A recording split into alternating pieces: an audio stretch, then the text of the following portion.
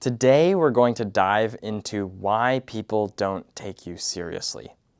Now, it doesn't matter if it's in your personal life or maybe in your professional life. Say, for example, you have a coworker or a boss that doesn't seem to take you seriously. And every time you try to bring them an idea or an opinion, it doesn't matter how you do it or how you say it or what you say, it feels like they kind of just give you this patronizing look, or they write off your idea without really seeming like they've thought about it. It can be really, really frustrating, but you've come to the right place. And so today I want to share with you some high value things that I have learned on what you can actually do to make people take you more seriously. Hi, if you're new to the channel, my name is Matt. I'm currently working in strategy and ops at Google, and before that, I was a management consultant. And I make these videos because I enjoy it, but without further ado, let's get right into the video. So make sure, if you're still here, to lock in, full screen the video, and follow along. So, when we think about the question, why someone isn't taking us seriously, broadly speaking, we can bucket the reasons into two main categories. The first is factors that are out of your control. And the second is things that are in your control. Now, typically, whenever any of us in our personal life or in our professional life interact with someone and we feel like they don't take us seriously, we have this automatic gut reaction to think that the reason they're not taking us seriously is because they simply don't like us as a person. Which brings me to this point. One of the things that is obviously out of our control when it comes to whether or not someone takes us seriously is, like it or not, maybe they just don't like you. Maybe with 8 billion people on this earth, maybe there's actually some people that just don't like you personally. And that's not a you problem, that's a them problem. They probably have some kind of personal vendetta against people with your background, or maybe they just don't like the way that you dressed today. Those are things that we simply can't control. But the reason why I'm bringing them up first is because a lot of times, 90% of the time, we default to this. And in our interaction with someone, they speak to us in a patronizing way, or they seem like they don't really care about what we're saying. And then we automatically think, oh, I'm screwed. Like this person, they just don't like me. I might as well give up here and now. I might as well just quit. There's no point in trying, right? But the thing is, most of us don't think thoughtfully about it. And most of us forget that there's actually a lot of things that are in our control. Things that we should and can be doing, but oftentimes either aren't doing well or aren't doing at all. And these are the things that I want to share with you today. So let's move over then to this right-hand side. Things that are actually in your control. And here I'm going to categorize things into 3 sub-buckets. The first is you don't keep promises. The second is the way that you're actually speaking. You're speaking unconfidently, which we're going to address as well. And the third is that you simply aren't being thoughtful, even if the way that you're speaking is very confident. But let's talk about this first one. You don't keep promises. Now, I know what you're thinking. This is so obvious, right? Of course I should keep my promises to other people. But I'm not only talking about promises to other people. I'm talking about promises to yourself. Think about the last time that you told yourself, or you maybe told a friend, oh yeah, this week I'm gonna run 10 miles, or this week I'm gonna go to the gym 5 times. And then the week rolls around, maybe you're having a hard time at work, maybe things are blowing up in your personal life, and you don't end up doing the thing that you said you would do. And you feel like no one really cares, right? Like you told one friend, that's fine. And it's fine, right? Like you have a lot going on, you're really busy. And so you brush it off and you tell yourself you're gonna do it again next week. But then next week rolls around and the same thing happens again. Now, this is very dangerous for multiple reasons. One, because personally, I think that the most important person to you should be you, but also when other people see that you don't keep your own promises to yourself, that subconsciously makes them respect you less. Let me explain further. If you see someone and they can't even keep their own promises to themselves, then what are you thinking? You're probably thinking, oh my gosh, like they don't even respect themselves. Why should I respect them? Because again, you fundamentally should be the one person that respects yourself the most, right? And so if you can't even keep the small promises that you make to yourself, then why on earth should other people who aren't you care to give you a similar level of respect? This really manifests in very small ways. Let's say that in a meeting, you tell someone, oh yeah, I will send you this thing by end of day. And then after that meeting, you're really busy and you don't end up finishing it and sending it by end of day. And so you send it the day after. Fine, nothing blew up. But that doesn't mean they didn't notice. And so when people notice that over time, you slip up a lot, or you always promise something and you don't actually deliver on that promise, whether it's a promise to them or even just a promise to yourself, then they're just not going to want to take you that seriously.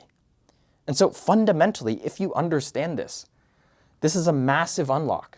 It's not easy to keep the promises to yourself, but if you understand this concept, then you'll actually realize why the little things matter so much and why doing what you say you're going to do is so important. It's not just about, oh, I want to achieve this goal. It's literally about, do I respect myself enough to do the things that I promised? And in turn, that subconsciously is going to influence the way that other people perceive me, and that influences how they act towards me, which will also make me feel more confident. And so understanding that the first thing, before we even talk about how you talk to other people or even what you say, is the promises and whether you can keep them to yourself is really important. Because going back to this main question of why people don't take you seriously, it's not just about how you present yourself. It's about the long-term track record of whether or not you're someone who can commit to what you say you'll do. But anyways, let's move to this second bucket now, which is that maybe you're just speaking unconfidently. And so let's say you're keeping your promises, but when you go into a meeting or when you talk to someone, you're just not really sounding confident. And this is something that, fortunately, can be fixed. One of the easiest ways to immediately sound more confident in what you're saying is to speak in a downward tone. And so what I mean by this is you need to use downspeak. You need to end your sentences with a downward tone as opposed to an upward tone. So for example, what I just did right there is I spoke with a downward tone instead of a downward tone. And you can see that I sound much more confident when I speak in a downward tone. And I end my sentences like this, as opposed to if I go into a meeting and I'm talking to someone and I'm constantly like, oh yeah, so we did this, and then I wanted to get your thoughts on the presentation, and can you please give us your thoughts on this analysis? No, like you should be saying it as, we wanted to get your thoughts on this presentation, and we want you to also look at this analysis and give us your thoughts, right? That sounds a lot more direct and prescriptive, and it doesn't sound like you're asking them for something, even if you actually are. It's about how you sound, not necessarily just the words that you're saying. Secondly, is you need to make sure that when you say things, you're thinking and talking in a structured manner. What do I mean by this? Well, think about, and this is especially important in a work context, think about the way that I just opened up this talk. I talked about the main question, and then I said that there were two broad buckets, and then within each bucket, first we started here, and then we moved over here, and then I said there were three sub-buckets, and then we talked 1, 2, and we're going to talk about 3. But notice how structured this presentation is. And I'm not saying that you need to talk to everyone like you're giving a presentation. Like that's just weird if you're talking to your friends or you're talking to your family like this. But it almost never hurts to speak in a structured manner if you want people to take you seriously.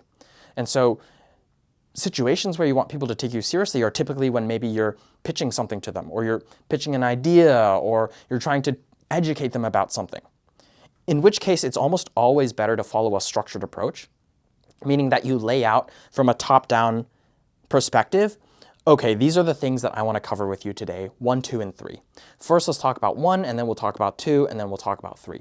And that's a very easy thing to implement that automatically makes you sound more credible. And it's also just easier for them to digest the information. But the third thing you should also really focus on is understanding what you actually want from the audience. So a CTA, a call to action, refers to the fact that you should always be thinking about, how am I going to end what I'm saying? And I need to end it with a call to action. So let's say I presented this whole talk, or let's say I'm in a work situation and I present this whole analysis that I built. And then at the end of it, suddenly I just stop and I'm like, oh yeah, and that's the analysis. And I'm just like expecting people to react to it. Now, in most situations, there's nothing wrong with that. But a better way to do it, which would make people take me more seriously, is if after I talk about the presentation, then I explicitly talk about how, and so this is the analysis that we've put together. What we want from you is specifically your input on this, this, and this, and whether you think that for next week's VP meeting, we should present it in this manner. So if you're very prescriptive about what you actually need from someone as opposed to vague, that's almost always going to serve you better and show them that you've actually put the thought in to think about what you want. And you're not just kind of like doing all this work and then dumping it on them and hoping that they're going to give you some good advice, right? And so remember, always include the call to action at the end of whatever you are explaining. Finally, let's move to this third sub-bucket, which is that maybe you are speaking confidently and maybe you feel like you're doing everything right, but they're still not taking you seriously because you're not being very thoughtful. Maybe you've developed this reputation of being the guy that just always raises his hand in class and blurts out something, but a lot of the times it's low value or it's not really contributing, or in general, it's just showing people that you're not really thinking and you're just kind of going for participation points by raising your hand. You're basically just wasting everyone else's time. Same thing applies in a work context.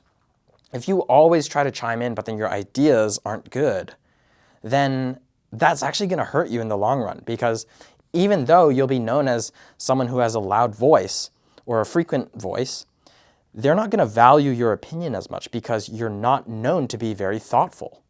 So it's actually better to speak less if you have more thoughtful things to say when you do speak.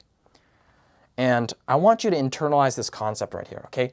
The bar of quality. If someone is not taking you seriously because of the quality of your ideas, typically it's because if you imagine you're like a pole vaulter, the bar here is their standard of quality. So if you are saying things that are below this bar, like in this section right here, then they're not going to take you as seriously.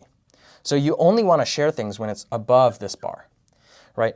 Now, obviously, you won't really know where someone's bar of quality sits until you've interacted with them for a number of times. But generally, there are things that you can do before you have to talk to someone that will increase your chances of actually delivering high quality, thoughtful ideas, such as thinking for a few minutes before you actually go into the meeting, planning out what you want to say, planning out what you want to ask from people, thinking about their POV, right? Don't just think about all the things that you want to ask them. You should also think about, okay, from their perspective and, given the context that they have, how are they going to receive my message? And am I delivering the ask in a clear way that is going to enable them to respond to me? These sound very basic, but you would be so surprised how many people just never think about the audience.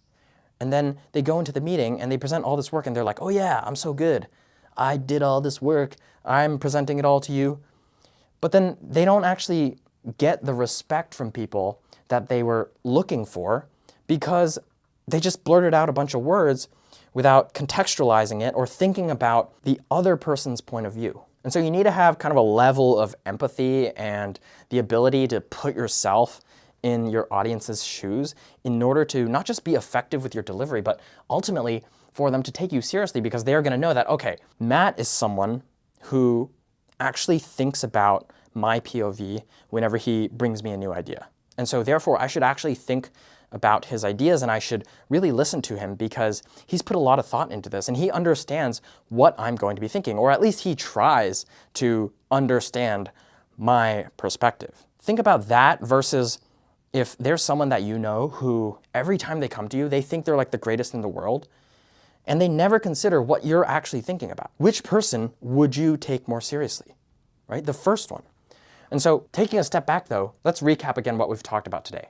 So broadly speaking, there are things that are out of your control and in your control. And today we talked about the things that you can actually control. Obviously, we'll never be able to 100% guarantee that someone likes us as a person. But again, if they don't like you personally for reasons that are not about how competent you are, then that's not a you problem, that's a them problem. And so don't let that bother you. You should just focus on controlling the things that you can control, such as whether or not you keep your promises to yourself, whether or not you speak confidently, and the level of thoughtfulness that you bring to your conversations. That's all I got for you guys today, and I'll see you in the next one.